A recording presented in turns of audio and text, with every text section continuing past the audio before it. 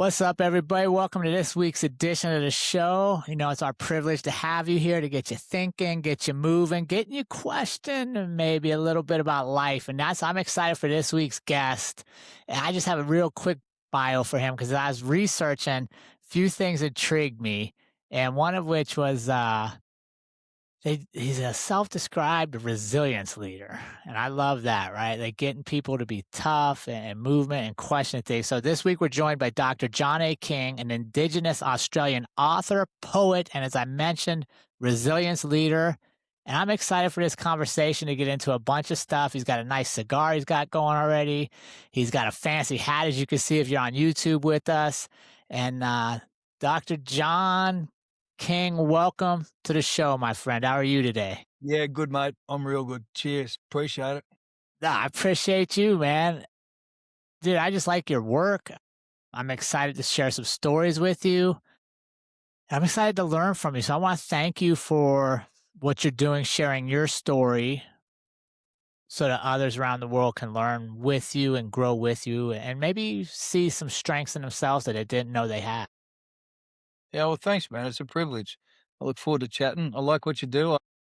I love the people you're serving, and I think you got an appreciation of good hats, so that's really important. Yeah, man, I didn't even put mine on yet. Wait, matter of fact, I should throw that guy on for you. Yeah, sometimes I record in the hat. I just didn't have it on today. All right, John, before we get going, though, I got to warm you up, right? This is like, I got to get the mind and the body going and let the audience know who you are. So you ready for some quick warm-up questions? All right, mate. All right, let's go. Here we go. Something you learned about yourself lately. Oh, that's a great question. About a month ago, I was diagnosed with autism, and so I thought that was fascinating. So I've got complex post-traumatic stress. And I've had a lot of questions as to why I couldn't resolve some issues. And for me, something like a diagnosis is a reason, not an excuse. A lot of people come across things like this, and it's an excuse why not to. For me, it's a reason to understand why and how to mitigate some challenges and do some things. So that's a very, very good question. I wasn't planning to ever to talk about that, but thank you. How are you handling that? Like, what is your Very strategy? well. Look, as I said, it was very exciting for me because it Yeah. made me so, I was trafficked as a kid, and so I grew up in a very adverse situation, and I had to become a very good liar and a masker. And people with autism are about 4 times more likely to be abused and trafficked than those that aren't. And so I grew up with this absolute lack of understanding of authenticity. So now you bring that forward with a series of masking behavior, you find out about one thing, then you find out about another, but you still find yourself with a series of traits that you're not sure why they are and why you operate that way. And when I had a conversation with this person, it was like, now I get it. Let's actually got a label for it. And the label just gives me something to beat. It doesn't give me a reason why not. It gives me a reason why. And so, your past will either define you or refine you. And so again, as I said, excuses and reasons. So it's been really, really productive, man. It's been great. Good for you. All right, what's a small habit or ritual that's giving you energy lately? The one that I come to every day is Christ coffee and cigars. I'm a Christian man, and I start my day with the creator of the universe and a good stogie. And Good for you, dude. I just sit around and talk to him. He's very, very funny. Why he tolerates me, I don't know, but he's got a hell of a sense of humor. And he talks like an Australian. I don't know about how you guys hear him, but my God, as far as I know, mate, is his front row forward. He plays rugby. He's an old rugby, and he likes a good cigar. And he's And got a fine wicked hats. sense of humor. He's got a lot of hats. He has a Yeah, great man. hat. And he's probably bald, mate. That's the other thing too. That's And awesome. so I sit around and have a chat to him. and, we talk about, like gym is a big thing, to me. Bought a red light sauna just recently, and that's Okay. been a really interesting addition to a series of biohacking for biohacking trauma and dealing with that. So that all makes up a very, you know, very rigorous or focused, morning ritual. That's good. All right, who's someone in your life that's influencing your thinking or inspiring you today? It'd be Melissa, my wife. Yeah. Melissa, where someone else saw trash, she saw treasure. And, she's been my go-to girl. She's talked me off the bottle and the barrel a couple of times and been there when in the darkest days, you know? I only Yeah. ever met Melissa after I had recall of what happened to me as a kid, and, she literally didn't know me well. She never knew John 1.0, and so she's been, in this wrestle with me for the last, you know, 10 years. So, That's yeah. awesome. Yeah. All right, one more. When you think about the season you're in right now in your life, what word or phrase describes it for you? Writer. So Okay. So John 1.0 was before John Ageddon, and John Ageddon is what the internal marketing department calls the recall of what happened to me as a kid. So, and you'll know this from PTSD, your brain changes neurologically when you have this recall of all this stuff. So that was John 2.0, and John 2.0 and John 1.0 never got on. They've been fighting each other for the last 15 years. John 2.0 is pretty sure John 1.0 was an anal stuck up bastard and wanted nothing to do with the guy. John 1.0 thinks John 2.0 is a lazy prick and just wants to sit under a tree, smoke cigars, poetry. So I thought, fuck it. I'm just going for John 3.0 because those two bastards can't get on. And John 3.0 is going to be a writer because those guys have got nothing to do with any of that shit. So, Yeah, man. Dude, I so love Jesus, that. my cigars and my coffee are going, fuck those guys. We're out of here. They're crazy, man. They got a certificate. Oh, that's great, dude. That might be the best answer I've ever heard for that question, John. Congratulations, man. All right, so let's talk about let's just start kind of where in my research for you, a lot of stuff seemed to have started in 2008 with the recall, right? Talk to us about who you were before 2008 and kind of that moment when things started coming back to you. So I was a very successful entrepreneur, had a series of businesses, traveled the world probably 9 months of the year, speaking in corporations and nonprofit groups, and made a lot of money, man. I was buku. I was the blowy and goey sort of guy. I had it all together. John 1.0 literally had it all together for all those things. But John 1.0 was devastatingly unhappy, and he didn't even know that he was unhappy because he was living from the outside in. And I think most of us spend our life living from the outside in until we make a decision or we have an epiphany. And when I had recall of what happened to me as a kid, I lost everything.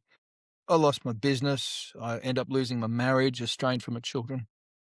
My mental health, I went from traveling the world to having a chronic stutter that was so bad it was embarrassing. People would walk away, run away. They'd see me, and And so when I moved into that phase of trying to understand what happened to me as a child, trying to comprehend it really, you don't ever understand it, just trying to comprehend what the hell is going on here Mhm. and the impact it had on my life. So yeah, so that was John 1.0 and very successful business guy. And then I had recall of what happened. And that happens a lot for men between the ages of 35 and 45. Suppressed memories, rationalization of thought processes. And when it all came flooding back to me, it started and it really didn't stop for about 7 years. And it still is a challenge at times. It was like like 8 millimeter frames strung together and played this movie continuously, 24/7. And that's the nature of trauma, technically suppressed memories or things that aren't dealt with because the brain will go into survival mode and it will Mhm. suppress things. And then at some point it says, okay, in order to move forward, we're going to have to actually deal with this stuff now. And you don't get to choose that. I think you can if you're aware of it, but the moment you're aware of it is really the moment that you're starting to deal with it. And if you're not, if you've really clamped down on it, to survive, and I know that I was in that phase. When it came back, it was forced upon me. I had to face this stuff. Was there a trigger that brought it back? Can you pinpoint, like, Yeah, this is daffodils, brother, daffodils. So when I was growing up, there was a lady that lived, 2 or 3 doors down, Mrs. McGregor, and she had these plum trees, and they sit in the front yard, and under a plum tree, she planted these daffodils. So when life was pretty tough, I'd get up and I'd walk to school, and every spring I'd wait for these daffodils to come up, and for me, it was like I was counting that I'd survived one more year. And in 2008, it was a beautiful spring morning, mate, like The Simpsons, like blue sky, little fluffy clouds, It was perfect, man. And I remember stepping outside, it was about 2:45 in the morning. I was going up to have morning tea, a cup of tea, and I looked down and I saw these daffodils, and I went, "They're beautiful," and then it came flooding back. It's like everything that was tied to my childhood was somehow wrapped into that, and that was a moment. And that's why, the term trigger, people really use it and abuse it, and it's not, Mhm. it's when you actually experience a trigger tied to a traumatic event, it is absolutely devastating. And it rocked my world. I literally went overnight from that to a chronic state of an inability to communicate, cried for 5 or 6 years. I had daymares, nightmares, constant recall. It was a complete mess. What did that teach you about the fragility of your identity and who we are? Great question. I'd like to reframe it if I could. Yeah. In reflection, it actually taught me how resilient we are as human beings. Mm, for Like, the sure. body's ability and mind's ability to say, "You know what? We can't handle this now, but we're gonna pick a time in the future, and we're gonna have a conversation about this." So it taught me how resilient I was, and then to your point and your phrasing, how fragile we are if we don't deal with things. Right. That suppressing things, holding things in, not discussing, not talking about it is not, um, macho or masculine, it's actually emotional suicide. And for a lot of us, particularly men, because women talk about things face to face. Men talk about things shoulder to shoulder. Like you mentioned, you're going on a marathon with your son, and it'll probably be one of the greatest times of your life because you will run beside your boy Right. shoulder to shoulder. And that will deepen your relationship as men like nothing else. For sure. And yet we do that with our mates all the time. So even when it comes to therapy, men are put into an environment which is counterintuitive to us. I don't want to sit across the face from some guy or some girl and like talk about crap. I want to go and Right. hunt things, do things, fish things, build things. And if I want to have a chat, it's going to come up. Yeah. And so for men, when we do that, it's a couple of things that stand in our way of doing it authentically. And some of it has to be very decisional. We have to choose to sit down with a mate and have these conversations. And So, I don't know, man. I forget what I was talking about, but I was just rabbing it on there. So, No, you know that was perfect. The fragility of identity or the resilience of our identity. And I think you said something that's super important there, and that's when we become aware of it. Yes. So, um, authenticity starts with self-awareness. So so a liar who lies is authentic. A thief who steals is authentic. They're true to who they really are. Understanding who you truly are, your real nature, is very important to be authentic, living true to yourself. And when you live from the outside in, you allow cultural norms, background, childhood, other people's philosophies to dictate who you are. Then you're always going to be subject to those things. Only at the point where you stop and say, you know what, I really, really need to live according to what I believe, which is interesting. Purpose, mission, vision, and value. But when you don't have a purpose, you don't know what your mission is, you haven't got a vision for your life, and you don't know the values that guide those things, you can't live authentically. And it sounds like a little bit like a business seminar. It's really not. It's just spending time with yourself Mhm. and asking some deep questions. Throw the bloody phone away and go for a walk in the woods, and just have a conversation with you. And, it's something I learned from my family in Australia, my Aboriginal brothers, is the ability to sit with self and sit with situations, be it grief or life or struggles or whatever, trauma.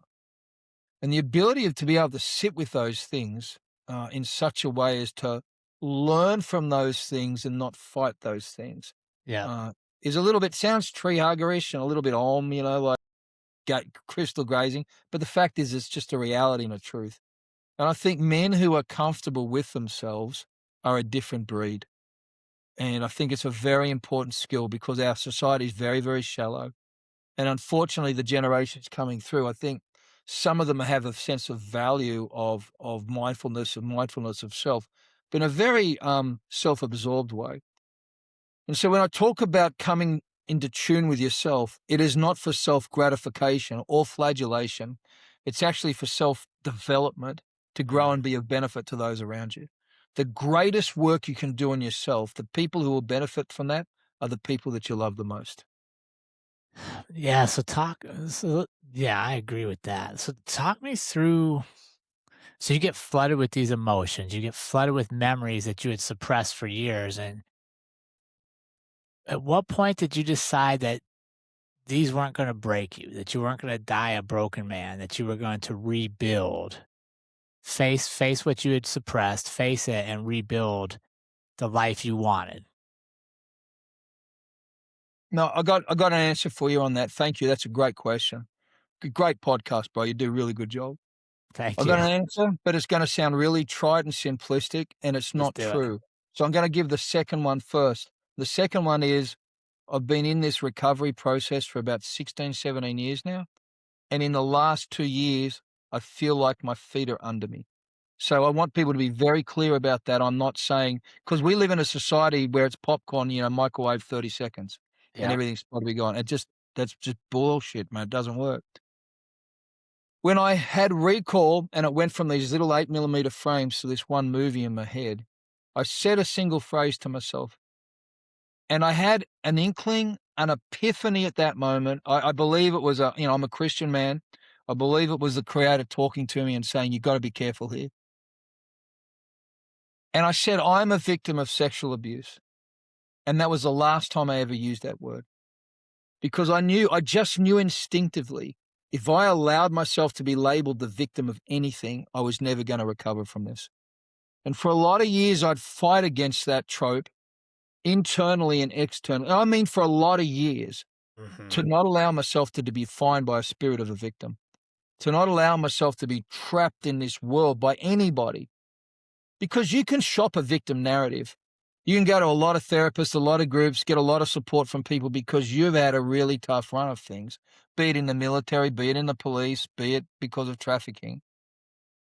And unfortunately, those things define you. They don't refine you. They don't make you into something.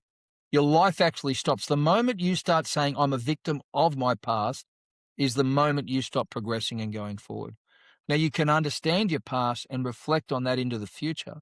But the moment you allow yourself to be defined by, and I've lost some great mates because of it. I'm at the moment watching one just die, talk himself to death because he won't graduate from being a victim. Mm. How did forgiveness play into that for you? Forgiveness is the most selfish thing you can ever do for yourself. And it's something you've got to sincerely learn to do. And it's absolutely crucial. You'll, your things can either afflict you or infect you. And bitterness is a root that goes down and will corrupt your soul. So things get done to you, or you're put into situations where you're witnessing to things or seeing things, and they will either infect your soul, your heart, your life, or they'll afflict you. They're scars, scars versus cancer. Um, I heard a quote by a guy who was in Romanian prisons. He was a priest. And while he was in these prisons, he witnessed to the guards. And after he got released in the fall of communism, um, his guard, the guard, got saved, became a Christian. And someone said, well, brother so and so, how's it gone with reconciling with this guard guy? He said, I haven't. Well, why not? Haven't you forgiven him? He said, yeah, I did. But there's a difference between forgiving and forgetting. And I think we confuse that. My ability to forgive the people who did this to me is very, very powerful. I can forgive them, but I don't have to forget that they did this to me. And I Right. think that's very important. And because I didn't forget, I saved my children from being exposed to them. Because I didn't forget, I was allowed to put the actions that they did to me that were not caused by me with them. And it was their problem, their issue, and I didn't have to address it with them. I didn't have to try and reconcile with them because I didn't forget. Yeah, that's powerful. What was that process like for you, working yourself through the forgiveness stage? You gotta sit with it a lot. It takes a long time, and you come back to it. And I think this is a challenge, and I think this is where men get stuck a lot too. If something happens, we say we're forgiven and we have, and then it comes back up again. Um, it's a little bit like climbing a mountain. And I think we like a mountain analogy because as men, we want to climb and overcome, we want to get to the next heights. But if you're facing north off the mountain, you've got a particular view. You go around the mountain as you go up, you're going to come to north again and you're going to see the same view. What I've found in life is as I've traveled around the life path of life going up, progressing, changing, Maslow's hierarchy, I would come to the places where I was looking north or south, and I would come to the same things that were once a problem, and they still were a problem. I just had a new opportunity to deal with them in a new and different way. I think I think when we okay, here's something that people may not like, but I don't think you ever recover from trauma to the level that some of us have been through. I think you spend your life managing it. And my sole task for the last 15, 16 years is to be accumulate tools for my toolbox. And it's like in my head, it's like a little red toolbox with a little red loop and a little black handle, we had as kids. And in my head, it's that. And in my head, every time I discover a new thing to cope and manage, I call it a new tool and I put it in my little, mental toolbox. And as I go through life and I come into a situation, I go, oh, I know how to handle this now. I've got a tool for that. And I think the more we spend time in the journey towards wholeness and wellness, the more tools we accumulate, which gives us the impression to other people that we've become better. Mm. You don't cure this thing. You learn to manage this thing very, very well, seamlessly. But what's important is like an alcoholic, and one of my brothers is an alcoholic, and he says, I've got one more binge in me. I don't know if I've got one more recovery. And I think for people with a mental illness, it's very important to understand that I have to be vigilant. I have to keep eating right, going to the gym, doing the things I know to do, reading, making sure I have a good smoke every now and again, because those things are valuable and important to my mental health. And so that little toolbox, they're the things which going forward are very important for me. Yeah, you said something there I'd like to expand upon if you could, and that is that recovery, you're constantly managing it, right? It's not going to be this moment where it just goes away and it never happened to you.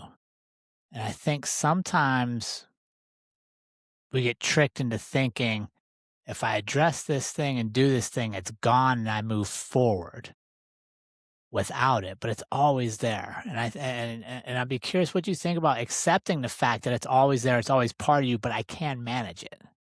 Yes, that's a great way to put it. So I traveled the world preaching, seeing a lot of things, incredible miracles. I mean things that were like red letter biblical stuff. And so I believed that God could do whatever he wanted to do. That if he could get me to be free from this thing called trauma and PTSD. And the church doesn't have a really good doctrine on suffering or mental health. They really do. We've never spent time, some have, but most people don't want to hear it. We want to, whatever, man. Rainbow, sunshine, and, unicorns, whatever, as opposed to scripture, Christ, and understanding Romans. So we don't really have an understanding of that. And I think anyway, restate the question again. I was waxing eloquent and I lost thought.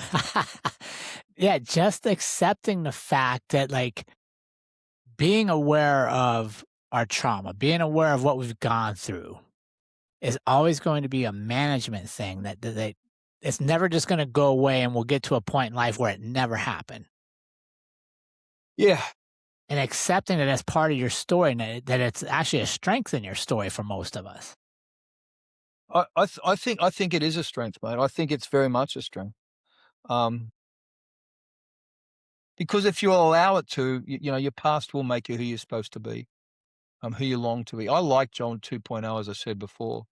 I never really understood John 1.0. Right. I didn't. The guy, he didn't like himself. John 2.0 likes himself. John 3.0 is getting really comfortable with the future. And I think if we allow ourselves to not be a one-trick pony, allow ourselves to grow, and it's a concept of sitting with something. You have to be comfortable with it, and you have to be comfortable managing this thing. And a a lot of us aren't because we don't wanna really spend the time. We wanna take, look at Ozempic. Okay, we're gonna take a shot that's gonna reduce our muscle mass, um, and so then all we are is fat on the bones. Like, dude, like, okay. Like, why don't you just, like, staple your mouth shut or cut off a leg or something? Like, it just doesn't make sense that you're gonna do that to yourself. Right. We wanna take these shortcuts.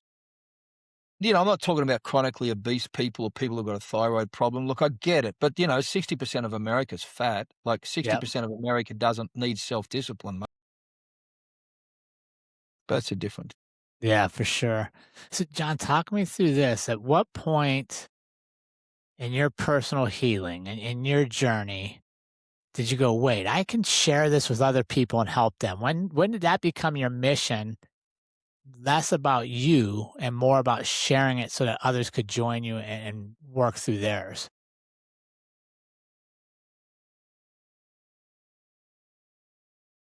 So, I've been in Christian ministry for a long time, ran churches, planted churches. One of the challenges I always had was that people who would become new Christians would get very excited, and especially if they were rock stars or whatever, people would throw them on big stages, and 12 or 18 months later, they'd fall because they weren't able to reconcile their faith with temptation trials, and, the word had not taken root. And I never wanted to be that guy. I'd actively encourage people that came into our work to take their time and spend more time concentrating on Christ than on building a platform. And I never wanted to be that guy. And what I found, that the challenge I found when I was trying to get some sort of therapy or help, is there was none for men. Still in America now, there's multiple, like probably hundreds of houses for women and girls, and there's only one place for men. It's in Texas. I think they're starting another one in North Carolina. There was no therapy groups for men, no therapy groups for men that have been predominantly raped and abused by women, as was my case. I tried to go to those, and they'd call me a predator and a pervert, and it was just really a horrible time. So I ended up reading 200 books, and I just decided I was gonna work out what is this thing called PTSD. I went all the way back to the Napoleonic Wars, up into the Civil Wars, into Patton and World War II, and battle fatigue and all that stuff. And I remember sitting. At this stage, I was divorced, and I was living in a one-bedroom apartment with, a cement block, uh, bookcase and a mattress on the floor. I was basically a bloody college student again. And, I had a group approach me about doing a documentary, and that documentary went on to become very impactful. There's a couple of people have done different documentaries. And it was at that stage that I was started to write poetry, and I published poetry anonymously. And my goal was to just try and find one other guy that I might be able to encourage. And that's really how it started. But for me, that process started um, in 2015. So I was 8 years, and I knew my feet weren't under me, but I knew. So there's four tenets I live my life by. One is being authentic. Number two is imagining a future you want to inhabit. Number three is allow these truths to set those goals. And number four is live susu, the old Finnish word. And so for me, I was coming to terms with being authentic. And I wanted to imagine a future that I wanted to inhabit instead of just living in this concrete box. And that future involved that I never prayed why this happened to me. I only ever asked that he would turn all things around for good. And my future involved this being turned around for good. So when they gave me an opportunity to be on this documentary, against, under much protest from people who loved me, I said yes, because I just wanted something to good happen with this. And so understand again, I'm 8 years into this thing. I've got a chronic stutter. I'm living alone by myself. I'm living from paycheck to paycheck. I'm trying to put my life together, trying to rebuild with my children. And I just knew I didn't want to have then as my I didn't want to have my now as my tomorrow. And so I started to try and do something and put myself out there. And it was very, very difficult, and I paid a lot for it in terms of emotional cost. Um, but it was just the right thing to do. And if people are going to do that, they have to be ready for it. And when you think you're ready for it, you're not. It's when you know you're not ready for it that you possibly. I know that's counterintuitive. Yeah, no. What was, um what was the hardest part of that decision? I was totally shit scared. Yeah, Totally shit scared. Just putting myself out there, telling my story that, I'd be known as a man who started having sex at 4 with female caregivers, that. And that's why I started publishing the poetry anonymously, because my kids were, in school at the time. yeah, And, but at this stage, they were being homeschooled and, it was a little different. And so I just knew that I had to, I don't know, it was just very frightening and really just, it's just not nice. Like I got a lot more miles on my clock now until I was talking about this stuff. But right. before, if I ever did an interview, it would take me, 3 or 4 days leading up to it, which would be very difficult, and 3 or 4 days after. I just wouldn't talk about it, and I just didn't, so How did but this now I do. Yeah, no, thank you so much for what you're doing. How did this lead you to creating the foundation, the Give Them a Voice Foundation? 'Cause no one talks about the fact that between 45 and 55% of all, trafficking victims are male. No one talks about the fact that about 45% of perpetrators are female. No one talks about the fact that, there's somewhere between 1.5 and 2.2 million, um, soldiers, that have been males that have been affected by military sexual trauma. That 40% of all reported cases of military sexual trauma are by men, and they're the ones that are talked about, the disclosed ones. So, and again, with pipe hitters and first responders, like I was working with some very, tough men, tip of the spear guys, and about 60 to 75% of them had adverse childhood experiences. And if you look at it in law enforcement, like per population, about 1.6% have had adverse childhood experiences, ACE. Police are 4 times more likely. In fact, 13.7% of all police officers have had adverse things, but with paramedics and firefighters, it's more like 38%. So if you look at the impact of that career-wise, and we're not talking about any of these things. In fact, if you disclose it to the VA that you've got a childhood issue, you have a pre-existing condition and you learn your benefits. As a copper, you talk about it, you're on desk for the rest of your life. And that's not what you signed up. That's not why you signed up to wear the badge. So people just weren't prepared to have conversations about men.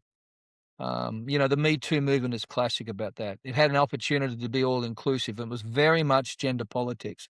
The fact that the UN has women and girls, trafficking stuff, nothing to do with boys. And yet anyone who spent time in the sandbox knows that women are for procreation and boys are for recreation.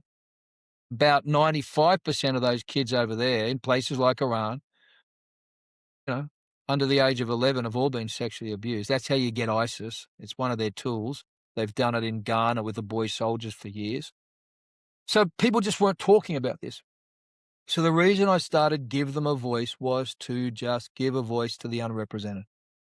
And we were prepared to deal with any organization across the world that was working in trafficking as long as they were working with both boys and girls. What was it like getting that launched and getting that off the ground and getting traction? I suppose we approached it a little differently. We had the opportunity to work with a group that were involved in the tail end of the Epstein group, Epstein situation back in the day, and then the guy that took over from me from Peter Niger. So we we were working with that level of people, running investigations on a range of people. We had at one point, the organization was burning about $1 million a month caring for some kids in protective custody within the US. And, it became very dangerous for us. I'm an old rugby player, so, I'm smart but not clever. Like, I just wanna climb into a fight and have it, but then I fell in love, and then my kids were living with me, and we had devices on our cars and houses bugged and all sorts of things, so that's when we really did a public pivot towards trauma. What I learnt during this phase was how disappointed I was in some nonprofits and their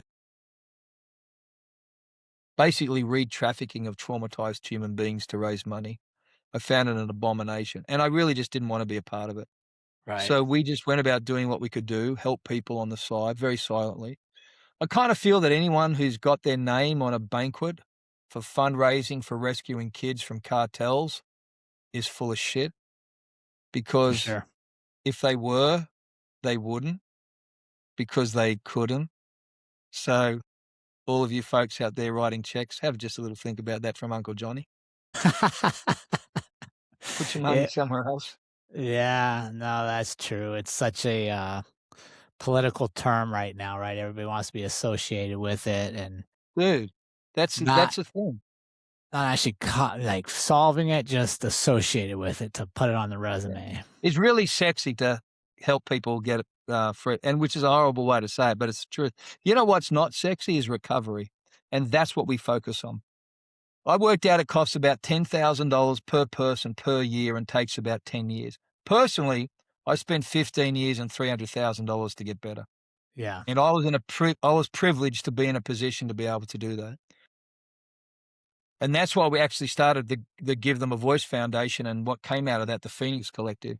We took that, 15 years and 300,000, we put it into a course that people can take online, and self-paced course. It'll take them between 3 months and 2 years to go through it, depending on how they do it and how many times they wanna do it. And it will basically everything I learned out of the 200 books and 15 years of working out, we just they can just go through it and do it, man. Hopefully get Yeah. further down the track than I have. Yeah, and I think just accepting that's gonna be a long process, and it's always A gonna long be there. process. It took you a long time to mess up your life, it's gonna take you a long time to fix the bloody thing. Yeah, so let's pivot here, John. I wanna get into your writing a little bit, right? You wrote no working title anonymously, as you said, because you weren't sure your community could handle the truth, right? You weren't sure about that. What did that teach you about honesty and leadership? No working title for me was cathartic in therapy, and, I suppose in some ways self-indulgent. It was a way for me to try and process what happened to me as a young man, and the impact of trafficking and pornography as a young man, and the impact on me later on in life. The destruction in relationships, the devastation of a life, the dreams and things that I will never have an opportunity to see because of what happened and who it caused me to be. Right. So no working title was like that. And I'm just, I've got to make a decision with that book. It's very much a capsule in time. And a lot of it has to be re-edited and rewritten. It's very raw. It's definitely not a coffee table book. You do not want your grandkids picking that crap up, man. Like, to read it is just it's rough, man. It is visceral. It is raw. And so that was that. And then the next book so I've written about 30 books, and most of them were in the John 1.0 stage, and all about business leadership, business development, coaching, all that sort of stuff. So in this next phase, No Working Title was the first one of poetry. And then Deal With It is the one that's just come out of that, which is a memoir on how we recovered. Um, and my agent, I got blessed with a literary agent. She's shopping out as a memoir at the moment, but I'll probably just bring that back out to people because I think it's a bit of a hard read. It's a hard read for a publisher to think there's a market for it. It doesn't really sit next to Chicken Soup on the Soul. But It's my doctorate's in theology, but I tell people it's turning shit into fertilizer. If I was to release that book again, I would call it Turning Shit into Fertilizer, because it's a great read. Like, the lives have been radically changed because of that book. You know, thousands of letters thanking us for it because Melissa and I wrote it together. Yeah. And this next series of books that I'm writing are fictional recounts of being trafficked, of our work with the Epstein and the Nigar case. And the latest one is on military sexual trauma, about the impact of PTSD, VA, and DOD corruption. So that's the latest one. How did the writing help you become more resilient? How did like tapping into that? I guess how I want to phrase this, like, a lot of times when we're thinking through things, we're thinking very logistically, very like step by step overcoming. How did get into that creative side where you just allowed things to flow, play into your resilience, and you're building into this John we see today? Great question. So there's two parts to writing, I've come to learn. There's the creative and there's the editorial, and there's a brain swap that happens there. So when you start with the creative process of writing, you're dumping your information, your ideas, your thoughts. The problem we have is we do that, then we see a spelling mistake and we go back to that, and we're literally swapping the sides of our brain from, from right creative to left analytical. And that's what you can't afford to do. So you need to get it. For me, I just need to get my whole book out. And I did that with Deal With It and the poetry, and I've gone back over. So that's one. But if it's like your soul is constipated and you you can't get it flowing, there's something there you want to say. You want to think that you're seeing something inside that needs to be dealt with. Pen on paper is a very powerful thing. And I say pen on paper as opposed to thumbs on phones or tablets. Taking note in your phone just counts for gathering ideas to write about later. It doesn't count for anything else, because it's been proven neurologically that there is something that happens between the hand and a pen on a piece of paper when you're writing in a particular way. There's a process that happens in how your brain rewires things and recalls things. When you're doing this, it's a different sort of response altogether. So there's all the studies out there people can read on. So I would suggest, if people wanted to start to use writing to process this, you block out a section of time every day, and it's the same section of time. For me, it's normally first thing in the morning before I hit the gym, because I want to go to the gym. I don't want to write. And if I don't do my writing, I'm not allowed to go to the gym. So, I've got all these rules. Yeah. So I just sit and I look at a paper, and sometimes I'll go just weeks looking at a paper, maybe writing one or two sentences about some stuff. And then I'll just start to talk. And for me, it's a very prayerful and a meditative thing. It's like, man, I'm just, I'm dealing with this at the moment. I've been thinking about this, and I'm wondering if I take this and can I build some water tanks outside the house? And then I start to think about that and chickens. Then I start to think about why I want to have water things, because the world's gone fucking crazy and they're all going to drop bombs on us and fucking all this sort of stuff. So I definitely need some chickens. Well, if you got some chickens, well, what does that mean? Well, I don't know what having chickens mean, but where the hell am I going to put chickens? And by the way, I remember a time when I was a kid and I was a farm and I got abused. Oh, yeah, okay. Wow. How the hell did you get there from water tanks and zombie apocalypses and prepping? But I got there. So then that Yeah. starts the next whole series of conversations you're having with yourself, that I'm having as a Christian man prayerfully. Okay, well, God, what does this mean? Why am bloody chickens? What's going on with this? And so these conversations all start to flow in. But what you're doing is you're actually training your body that it is safe to process these emotions.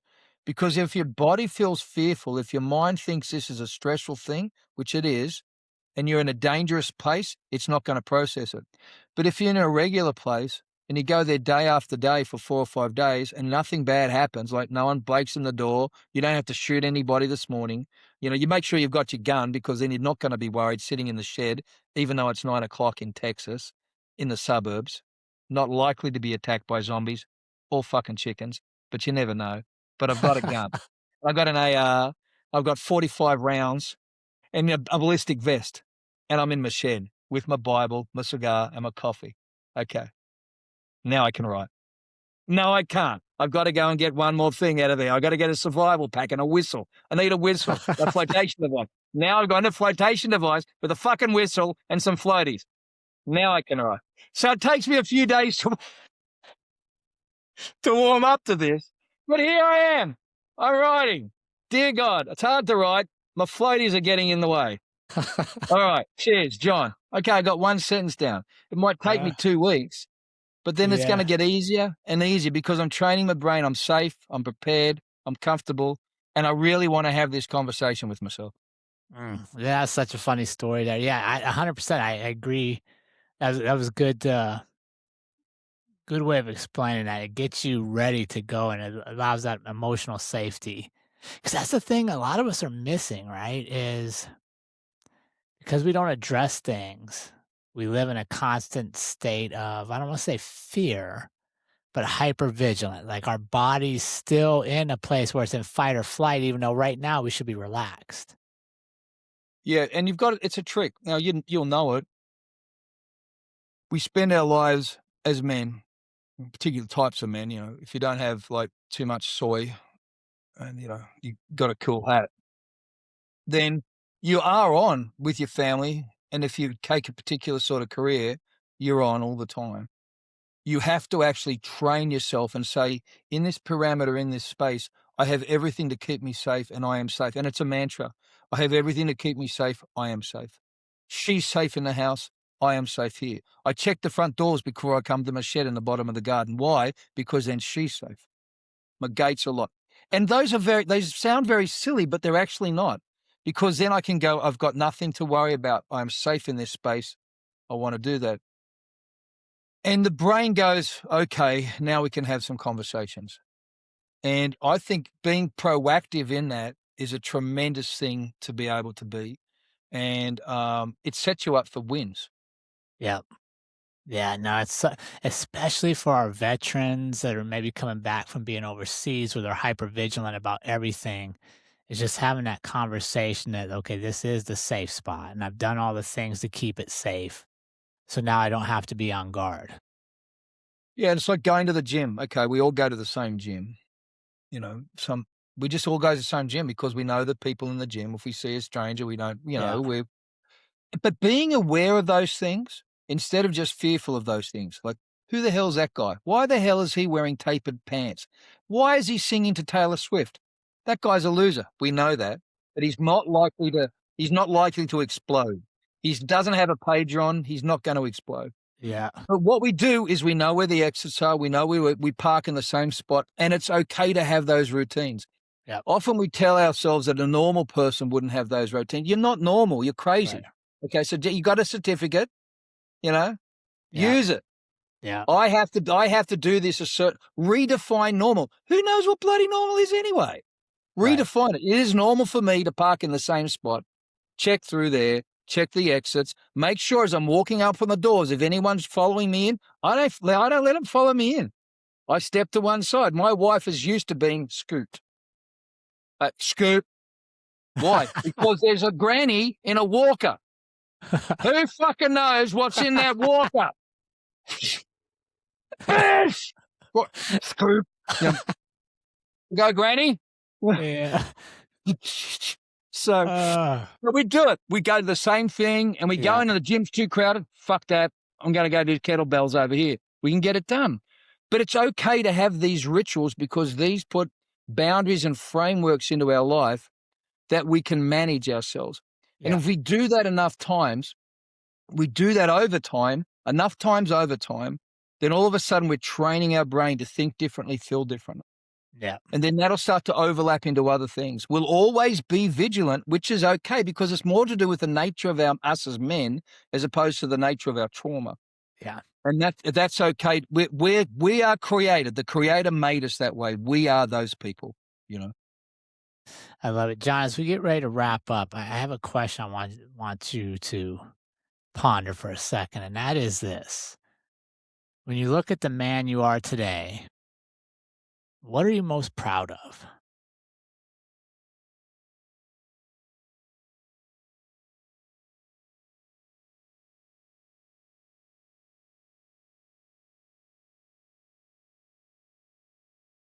So, under the previous administration, in my first marriage, I was told I was unlovable and incapable of love. And I was actively encouraged to commit suicide. So, I, the fact that I'm alive, I'm really proud with that. I'm proud of the fact that I get up every day and try and be a better version of me for my wife and my kids.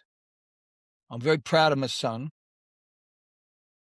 because in my darkest times, my son still saw me and still saw me as dad. Never Mm, was ashamed or embarrassed of me. So that's very important to me. I'm proud of him. I'm not saying that I can I'm responsible for that. I'm just very proud that he's happily married and things are yeah. going well. Well, it's a really great question, mate. I'm really proud of my life, to be honest. I've made it. And when I say made it, I'm not talking like blings and Bentleys. I'm talking like I got a little house that's mine. I got a little shed. I got 3 chickens. I got a dog who tolerates me but loves my wife. And, I've got a woman who's happy, you know? Yeah. She's a crazy hippie painter and she's just happy, And, I like my life. And for most of my life, I've never been happy. Mm, And for the last 18 months or so, it kind of feels like this is weird, man, but this is yeah. kind of enjoyable. And so I don't know if it's proud in that sense, but it's like I like being me and I like being here in this phase of my work walk on this planet. Yeah. Well, John, we like you, my friend. We're proud of you. It's an Cheers, brother. honor to have you in our community now. And where can our audience connect with you to get into the books, just to follow along on your journey? Sure. Probably the best place is the website, drjohnaking.com. Go there. On media, on any social platforms, Dr. John A. King. I'd love to connect with them there. I'm across all of them, and I'd love to do that. Love to see them. We hold 6 or 7 free events a year online, and we hold Man Church every second Saturday. So if they want to come along, and faith and fellowship online for an hour and have coffee, Christ, and cigars, they're more than welcome. Got a come coming up this week. And if they want to come along to any of our free events, go to drjohnaking.com. You'll find a button there for something, I'm sure. All right. Well, Love to thanks. connect. Yeah, absolutely. John, thank you so much for taking your time. Thank you for trusting us with your story. It's been an honor and a privilege to sit with you today. Cheers, brother. Be well.